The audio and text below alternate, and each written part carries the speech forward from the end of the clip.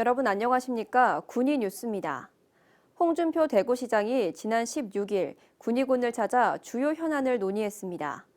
홍 시장의 이번 방문은 대구 편입 법률안의 국회 통과를 기념해 편입을 앞두고 군의군의 주요 현안을 들어보기 위해 진행됐습니다.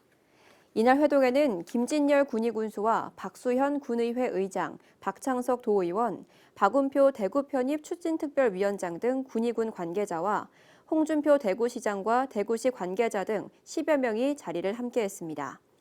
이날 김진열 군수는 홍준표 시장에게 편입 준비 과정에서 발생하는 행정 공백과 주민 불편 최소화를 위한 정책을 제안하고 2024년도 국시비 예산 확보 등의 적극적인 지원을 당부했습니다. 군의군이 대구시 편입에 대비한 민선 8기 첫 조직 개편을 시행했습니다.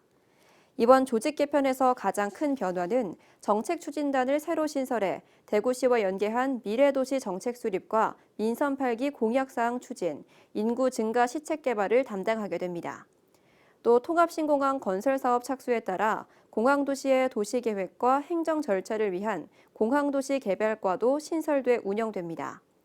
한편 이외에도 민원 강화를 위한 인허가과 복지 증대를 위한 찾아가는 복지팀 등 주민생활 편의를 위한 다양한 부서도 새로 신설됐습니다. 군의군은 지난 19일 부서별 세부 추진 계획 2차 보고회를 열었습니다.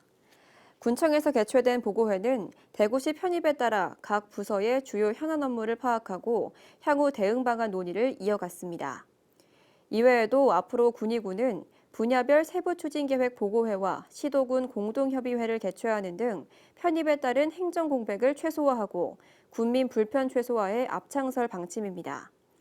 이날 김진열 군의군수는 내년 7월 1일 대구시 편입이 확정된 만큼 직접 하나씩 챙기고 필요한 조례도 개정하는 등 군정 업무에 적극 나서겠다고 밝혔습니다.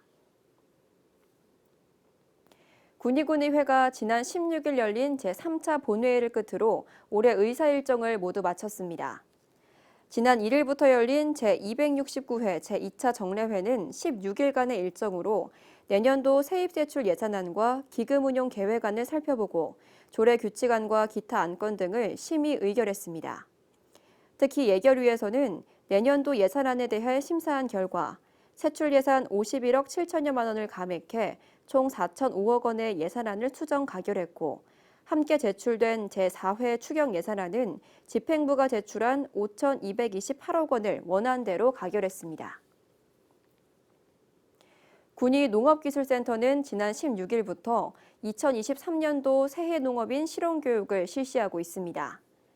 군의군이 매년 추진하고 있는 새해 농업인 실용교육은 핵심 영농기술을 농업인에게 보급해 농가의 소득 증대와 경쟁력 강화를 위해 매년 추진되는 교육입니다.